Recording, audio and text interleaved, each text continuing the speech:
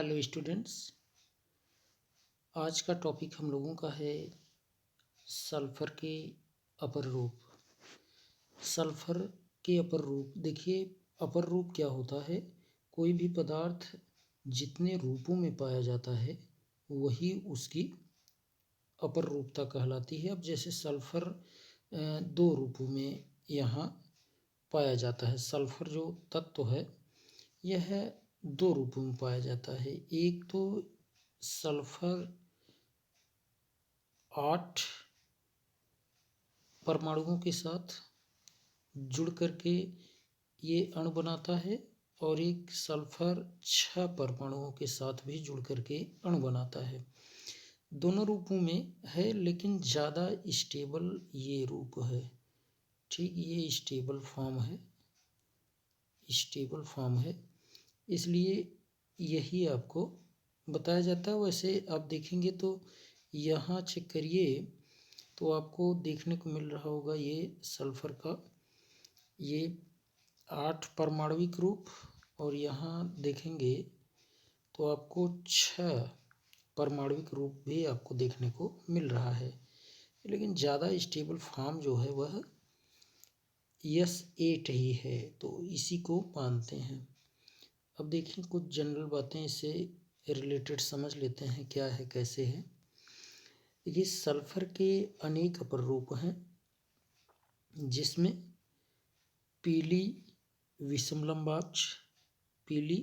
विषमलंबाक्ष जिसे हम alpha sulphur, तथा एक नताक्ष जिसे बीटा सल्फर। अब ध्यान दीजिए, विषमलंबाक्ष को अल्फा सल्फर, एक नताक्ष को बीटा सल्फर,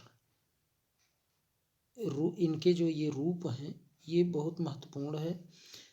कक्ष ताप यानी कमरे के ताप पर विषमलंबाक्ष सल्फर स्थायी अपर रूप है। विषमलंबाक्ष जिसे आप अल्फा सल्फर कहते हैं, यह ज़्यादा स्थायी है कमरे के ताप पर। 369 केल्विन ताप पर गर्म करने पर एक नताक्ष यानी मोनोक्लिनिक सल्फर में ये चेंज हो जाता है।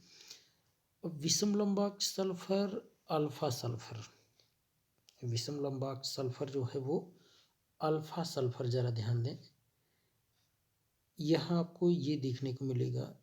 यहाँ जरा चेक करिए, यही इसी की बात हो रही है, इसी की बातें हो रही हैं। और एक बात यहाँ और आपको देखने को मिला होगा, जरा देखिए, कक्ष ताप पर विषमलंबाक्ष सल्फर, ये विषमलंबाक्ष सल्फर जो है वो अस्थायी अपर रूप है, तो यही है विषमलंबाक्ष सल्फर, और ये ज़्यादा अस्थायी है, ध्यान दें। तो यही बात अभी कह रहे थे आपसे कि जो S8 फॉर्म होता है इसका वो ज़्यादा स्टेबल फॉर्म होता है। आगे देखें, विषमलंबाक्ष सल्फर अल्फा सल्फर, जरा देखिए ये क्या है, और इसके बाद फिर बीटा देखते हैं। यह अपर रूप पीले रंग का होता है, येलो कलर का होता है। इसका गलनांक 385.8 केल्विन है, और साथ ही साथ विशिष्ट घनत्व स्पेसिफिक डेंसिटी इसका देखिए 2.06 होता है। विषमलंबाक्ष जो है ये सल्फर के क्रिस्टल गंधक शलाका के कार्बन डाइसल्फाइड में विलयन को वाष्पीकृत करके बनाए जाते हैं। कैसे बनाए जाते हैं? तो विषमलंबाक्ष सल्फर के क्रिस्टल गंधक जो शलाका के कार्बन डाइसल्फाइड के विलयन में ये वाष्पीकृत करके बनाए जाते हैं। यह जल में नहीं घुलते ये, परंतु कुछ मात्रा में जैसे बेंजीन, अल्कोहल, ईथर, इन सब में घुल जाते हैं, क्योंकि डिजॉल्व लाइक नॉन पोलर में, पोलर में, तो ये बातें लागू होती हैं सॉल्युबिलिटी में, यानी कि जो विलेयता होती है। यह कार्बन डाइसल्फाइड में पूर्णतया विलेय है। कार्बन डाइसल्फाइड में ये पूर्ण रूप से घुल जाता है। एक नताक्ष सल्फर जरा देखें, जिसे आप बीटा सल्फर कहते हैं। एक नताक्ष, ध्यान दीजिए, एक नताक्ष में वही आपका ये इसी में आपको देखने को मिलेगा वो S6, तो इसका गलनांक 393 केल्विन है, जबकि अभी आपने इसका देखा था गलनांक 385.8 केल्विन है। इसका विशिष्ट घनत्व 1.98, जबकि विषम लंबाक्ष का 2.06 था। कार्बन डाइसल्फाइड में ये भी विलय हैं। सल्फर के इस अपरूप को बनाने के लिए विषम लंबाक्ष गंधक को एक तस्तरी लेते हैं, सासर जिसे आप तस्तरी कहते हैं, उसमें पिघला करके तथा पपड़ी बनने पर ठंडा करते हैं। और इसके बाद फिर क्या करते हैं जरा देखें।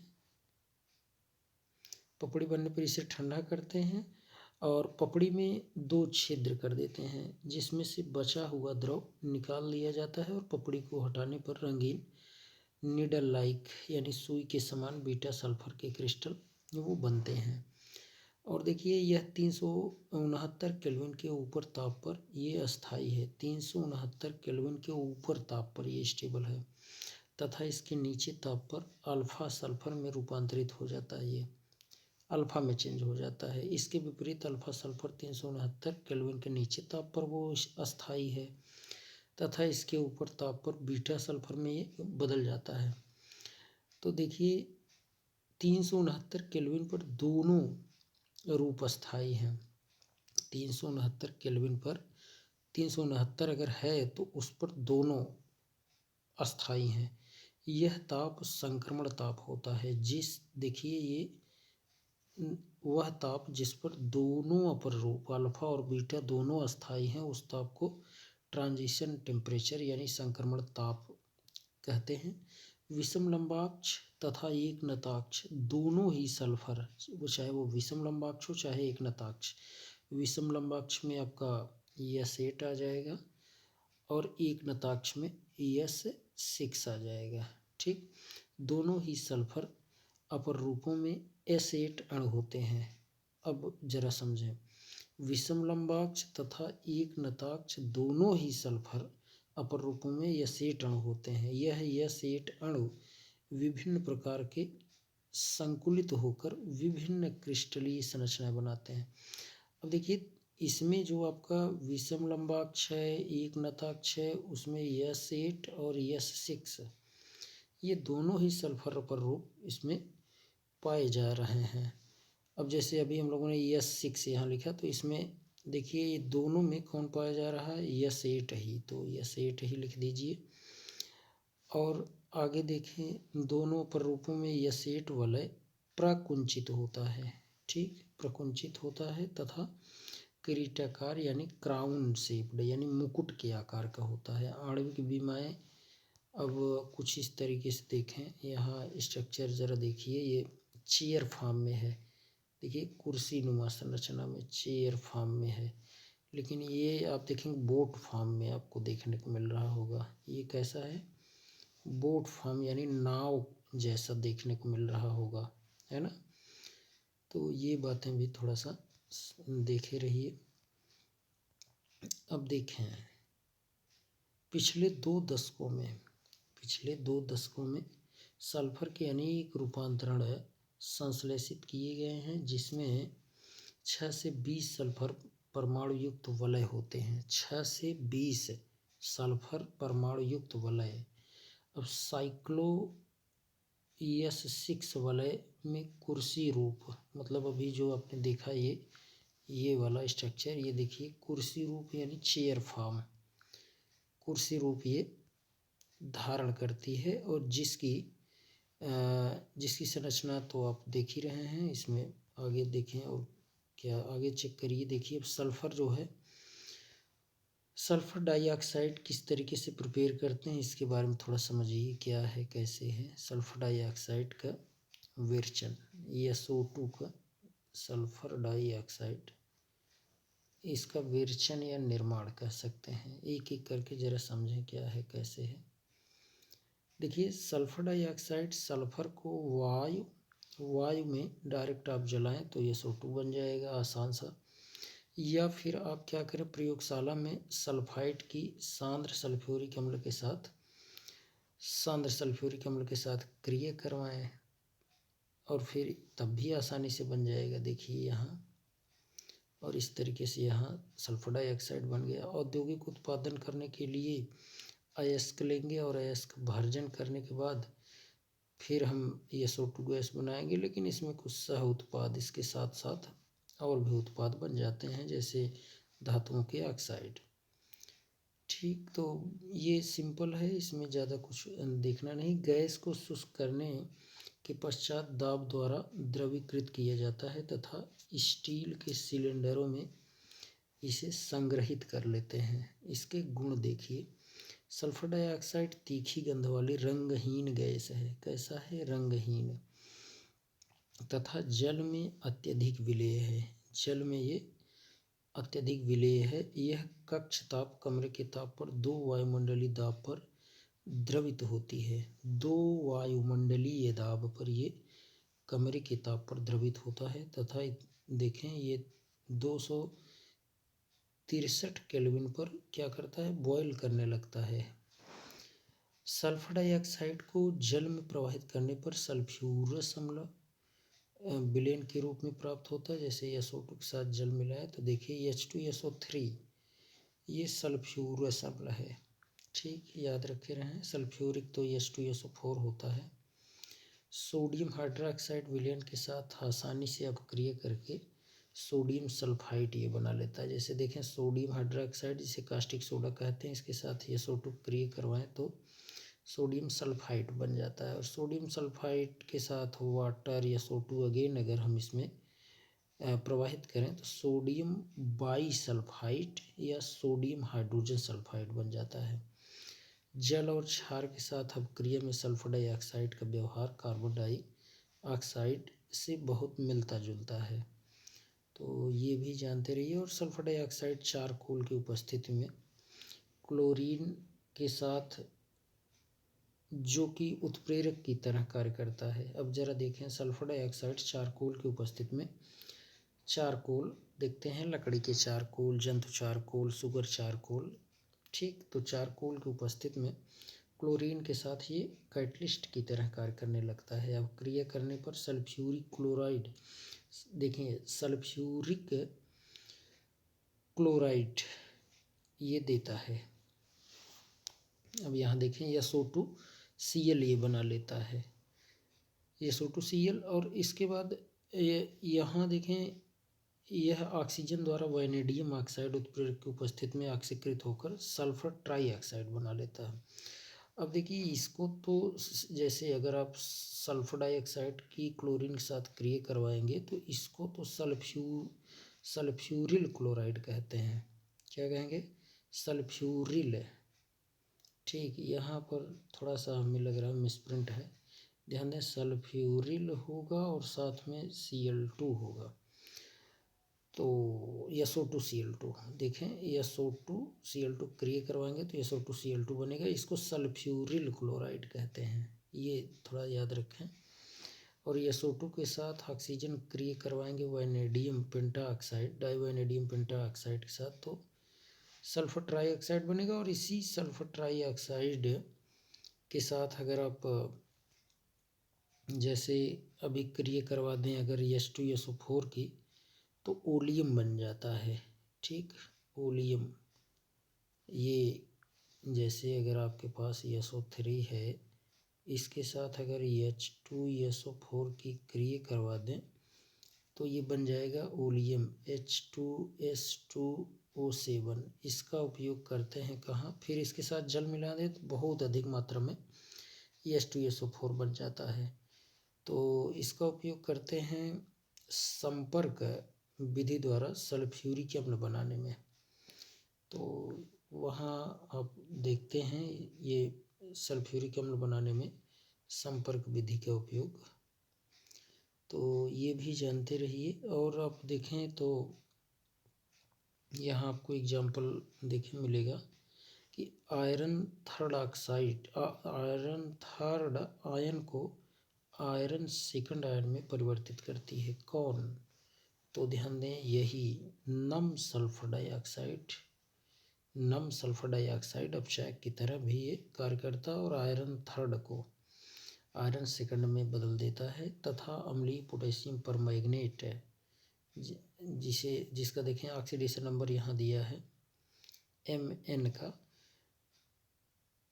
7 होता है, तो विलेन को ये रंगहीन कर देता है। अब अभी आप यहाँ चेक करें, देखें ये इसको ये Mn में चेंज कर दिया, ठीक। तो इसका देखिए अम्लीय पोटेशियम पर मैग्नेट का जो रंग है वो रंगहीन में कर दिया। मतलब अगर इसका रंग देखेंगे तो हरा होता है, हरे को ये चेंज कर देता है रंगहीन में। और देखिए यहाँ 3+ है तो यहाँ 2+ में चेंज कर दिया, कौन, सल्फर डाइऑक्साइड।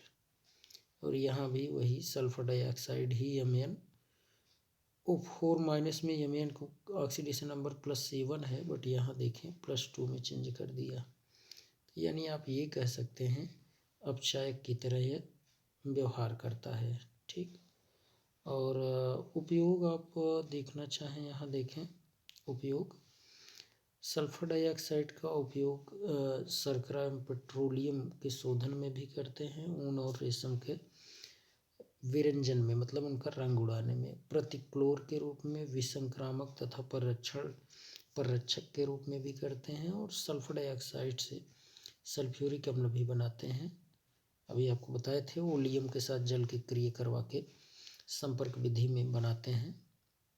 ऐसे ही सोडियम हाइड्रोजन सल्फाइड भी आपने देखा था, कैल्शियम हाइड्रोजन सल्फाइड का उत्पादन करने में, बनाने में इसको भी, और द्रव या SO2 अनेक कार्बनिक तथा अकार्बनिक रसायनों के लिए विलायक के रूप में प्रयुक्त होता है।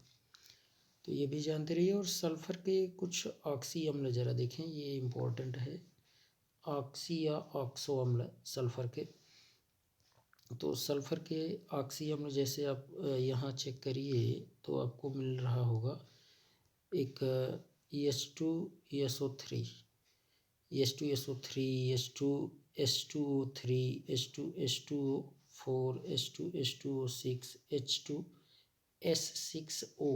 अब X 2 से 5 तक हो सकता है, 2 से 5 तक हो सकता है। मुख्य मुख्य आप जरा देखें क्या है। एक तो आपका H2SO3, एक है आपका H2SO4, ये सब ऑक्सी अम्ल हैं।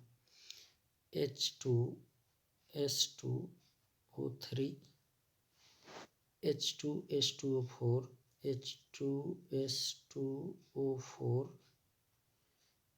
H2S2O5, H2S2O5, और यहाँ तक कि H2SXO। यहाँ देखिए H2SXO, यहाँ पर ये नंबर कितने हो सकते हैं, तो 2 से 5 तक हो सकता है।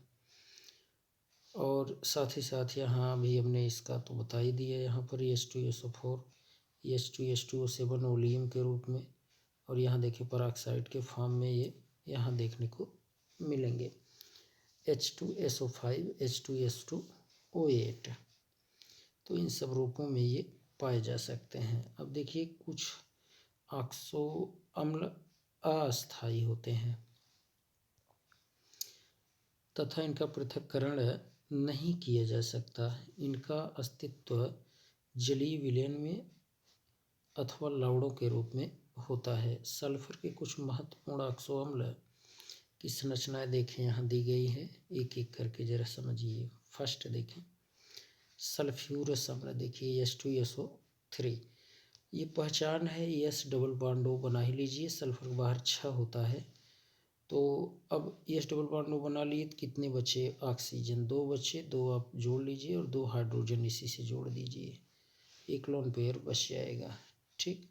दूसरा स्ट्रक्चर आप चेक करें तो पहले तो यही है स्ट्रक्चर बनाने के लिए कि डबल बॉन्डेड O एक बना लीजिए, और कितने ऑक्सीजन बचे, एक बना लिए तो 3 बचे, 1 2 3 ऑक्सीजन आप जोड़ दिए। अब 2 H तो आप जोड़ देंगे, फिर एक डबल बॉन्ड करना पड़ेगा क्योंकि ऑक्सीजन की संयोजकता 2 होती है। ऐसे ही नेक्स्ट में आप देखें, इसमें जिसे आप पराक्सो डाइसल्फ्यूरिक अम्ल कह देते हैं, तो ये डबल बॉन्डेड सल्फर से, ये पहले सबसे पहले तो यही करना है।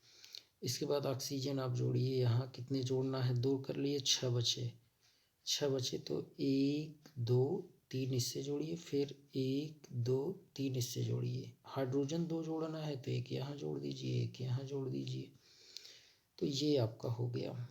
ठीक, यहाँ देखें, चेक करें तो यहाँ पर ऑक्सी बॉन्ड बनता है ना, ये इसीलिए यहाँ इसका नामकरण भी अगर चेक करेंगे तो पर ऑक्सो डाइसल्फ्यूरिक अम्ल देखने को मिलेगा।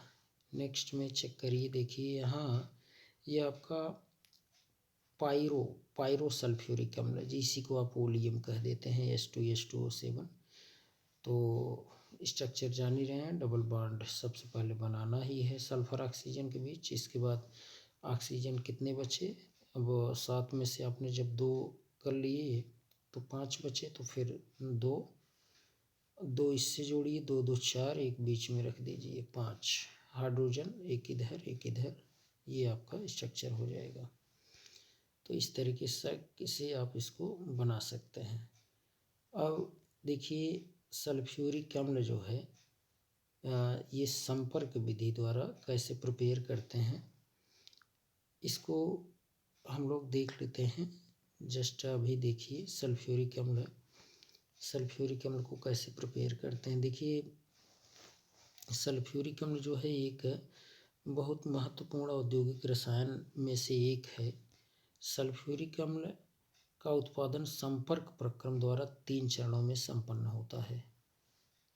3 चरण इसके लिए उपयोगी है। पहला जो है, सबसे पहले तो हम क्या करते हैं, सल्फर अथवा सल्फाइड अयस्क को वायु में, चाहे सल्फर ले लीजिए चाहे उसके अयस्क को वायु में जलाकर सल्फर डाइऑक्साइड सबसे पहले बनाएंगे। फिर उत्प्रेरक वैनेडियम पेंटाऑक्साइड की उपस्थिति में ऑक्सीजन के साथ अपक्रिय करा के SO2 का SO3 में परिवर्तन किया जाता है। इसके बाद SO3 को सल्फ्यूरिक अम्ल में अवशोषित करके ओलियम प्राप्त करते हैं, और इसके बाद सिंपल उसका जल अपघटन करवा के हम लोग इसको H2SO4 को प्राप्त कर लेते हैं। आप फिगर से आप देखें तो एकदम सब कुछ क्लियर हो जाएगा, ज़रा ध्यान से समझें। देखिए फिगर जो है ये बहुत इम्पोर्टेंट है, इसको ज़रा देखिए ध्यान से। तो यहाँ आपको सबसे पहले क्या है, ये एक चैम्बर देखने को मिल रहा होगा, ये वाला चैम्बर, ज़रा ध्यान से देखिएगा। इस चैम्बर में यहाँ छोटे छोटे क्या बनाए गए हैं, छोटे छोटे ये देखें, यहाँ पर कोटर बनाए गए हैं, और इसमें क्या रखा गया है तो आप बताएंगे, सल्फ़र के अयस्क रखिए चाहे सल्फ़र रखिए, और वायु यहाँ से, वायु मतलब यहाँ ऑक्सीजन भेजना है, वायु का तात्पर्य यहाँ O2 से है। और ये क्या है, ये सल्फ़र बर्नर यहीं टेम्परेचर देते रहते हैं, और टेम्परेचर देते रहते हैं सल्फ़र बर्नर की सहायता से। तो ये इसी में सल्फ़र हो या इसके अयस्क हों, वो O2 से, वायु मतलब O2 से क्रिया करके यहीं पर SO2 बना लेते हैं, और साथ में यहाँ से ऑक्सीजन तो है ही उसमें मिश्रित, वो ऑक्सीजन ये साथ में आगे की तरफ बढ़ते हैं। और यहाँ एक बीच में देखिए ये लगा हुआ है, हो सकता है कुछ धूल मिट्टी हो, तो धूल मिट्टी को ये क्या करता है, अवक्षेपक लगा होता है, धूल मिट्टी को ये ट्रैप कर लेता है, वहीं रोक लेता है, और फिर नेक्स्ट चैम्बर में भेज दिया जाता है। और यहाँ पर होता क्या है कि जैसे इसमें शीतलक लगे होते हैं, है ना, यहीं पर क्या किया जाता है, इसको ठंडा किया जाता है, क्योंकि अब आगे जो प्रोसेस होने वाला है वहाँ इतने टेम्परेचर पर रिएक्शन नहीं होगा, तो इसको ठंडा किया जाता है। जल की कुछ फुहार दी जाती है यहाँ, जिससे ये गैसें जो SO2 और O2 हैं यहाँ ठंडी हो जाएं, और ठंडी होने के बाद फिर ये गैसें आगे की तरफ बढ़ें, और आगे की तरफ बढ़ती हैं। तो यहाँ देखें एक आपको मिलता है एक चैम्बर, और इस चैम्बर में सांद्र सल्फ्यूरिक अम्ल की फुहार दी जाती है। ऐसा क्यों? ऐसा इसलिए क्योंकि हो सकता है कुछ जल की मात्रा इसमें, जैसे जल की फुहार दिए थे तो कुछ जल की मात्रा हो, तो जल को ये एब्जॉर्ब कर लेता है, ठीक, शुष्क बना देता है इसको, SO2 और O2 को, तो यहाँ एब्जॉर्ब हो जाता है, ये इम्प्योरिटी जो है ये सब बाहर निकलती रहती हैं।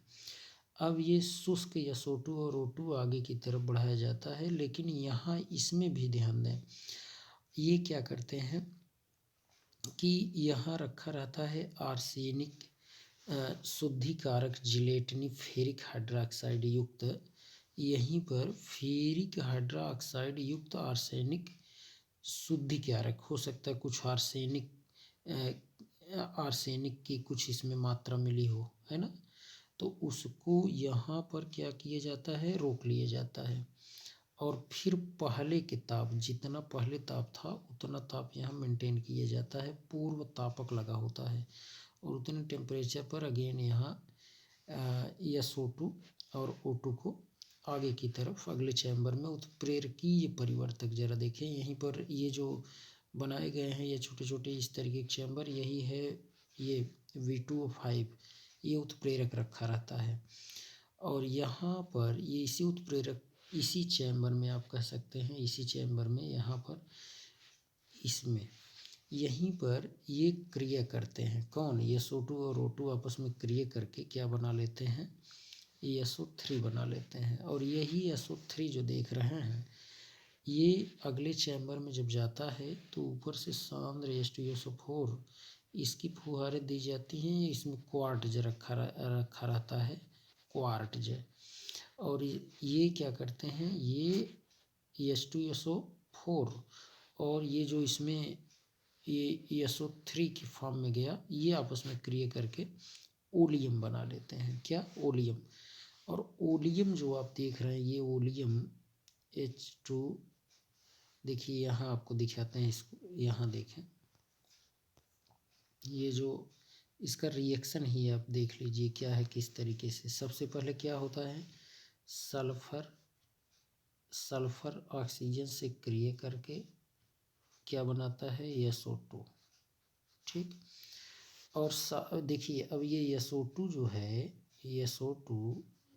SO2 और O2 ये कहाँ पर, ये वैनेडियम V2O5 यहाँ इसकी उपस्थिति में, इस उत्प्रेरक की उपस्थिति में क्रिया करके SO3 बनाता है, और ये जो देख रहे हैं SO3, यही SO3 ये सांद्र H2SO4 की उपस्थिति के साथ क्रिया करके ओलियम बनाता है, H2S2O7, यही है ओलियम। अब इसी ओलियम का H2S2O7 का बस जल के साथ क्रिया करवाते हैं तो देखिए क्या बन जाता है, 2 मॉलिक्यूल, किसका, 2 मॉलिक्यूल, इसको यहाँ नीचे लिख दे रहे हैं, देखिए ये 2 मॉलिक्यूल बन जाता है किसका, तो आप कहेंगे H2SO4 का, ठीक, तो ये बन जाता है, इसी को आप सल्फ्यूरिक एसिड कहते हैं, ठीक। अब आप कहेंगे सल्फ्यूरिक एसिड बना रहे थे तो फिर क्यों यहाँ लिया गया, देखिए यहाँ तो एक ही अणु है लेकिन यहाँ 2 बना ना, क्वांटिटी तो बढ़ी, अगर यहाँ मान लीजिए हमने लिया 50 ml तो यहाँ तो 100 ml बना, तो इसलिए ये पूरा रिएक्शन है, ध्यान दीजिए, आप समझ गए होंगे इसको, तो इस तरीके से आप इसको संपर्क विधि द्वारा H2SO4 को प्रिपेयर करते हैं, सिंपल है, जानते रहिए, और यही सारी बातें यहाँ पर सब दी गई होंगी स्टेप बाय स्टेप, तो ये सब हम लोग देख ही लिए कि SO2 O2 क्रिया करके SO3 बनाता है यहाँ V2O5 के प्रेजेंस में, और इसके बाद SO3 जब बना तो H2SO4 को वही फुहार दी जाती है तो ओलियम बनता, फिर इसी ओलियम को जल के साथ रिएक्शन करवाते हैं तो 2 मॉलिक्यूल H2SO4 बनता है, ठीक। अब इनके गुण अगर आप देखना चाहें, सल्फ्यूरिक अम्ल, ये सब एक, सल्फ्यूरिक अम्ल क्या है, एक रंगहीन गाढ़ा तैलीय द्रव होता है, इसका ये विशिष्ट घनत्व 1.84, ये सब, ठीक, 183 केल्विन ताप पर ये अम्ल जम जाता है, 611 केल्विन ताप पर ये बॉयल करने लगता है, ठीक, ये इसके भौतिक गुण हैं। सांद्र सल्फ्यूरिक अम्ल का तनकरण करने में बहुत सावधानी रखनी चाहिए, सांद्र सल्फ्यूरिक अम्ल को जल में कम मात्रा में, ध्यान दें, जल में कम मात्रा में धीमे धीमे डालना चाहिए, जल में इसको कम मात्रा में धीरे धीरे उसको डालना चाहिए और उसको लगातार क्या करें, हिलाते रहना चाहिए। ठीक, ये बातें भी थोड़ा सा याद रखना है। अब जैसे सल्फ्यूरिक अम्ल की रासायनिक अभिक्रियाएँ निम्न विशेषताओं के फलस्वरूप होती हैं। निम्न वाष्पीकरण, प्रबल अम्लीय गुण, जल के प्रति प्रबल बंधुता और ऑक्सीकरण कारक का गुण होना चाहिए। अब जैसे H2SO4 जल के साथ क्रिया करवाएं, हाइड्रोनियम आयन देगा। ठीक, और साथ ही साथ देखें ये जो यहाँ HSO4 माइनस है, इसके साथ अगेन जल क्रिया करवाएं, फिर से देखिए हाइड्रोनियम आयन देगा, SO सल्फेट आयन में चेंज हो जाएगा। फिर तो कहने का तात्पर्य कितना, ये देखिए 2H+ दिया, H2SO4 कितना H+ दे सकता है, 2H+। तो इस तरीके से इसे याद रखे रहना है। ठीक, और इसमें विशेष कुछ है नहीं, यहाँ तो बस जनरल दिया है कि जैसे मेटल के साथ रिएक्शन करवाएं, धातु के साथ आप क्रिया करवा सकते हैं। जैसे MX दिया है, X मतलब हाइड्रोजन, जैसे आप ले सकते हैं आप NaCl। ठीक, इसके साथ H2SO4 की क्रिया करवाएं तो क्या बनेगा, यही NaSO4 से क्रिया कर लेगा तो आप जानते हैं Na2SO4 कुछ इस तरीके से ये बनेगा। और 2HCl है ना, Na2SO4 प्लस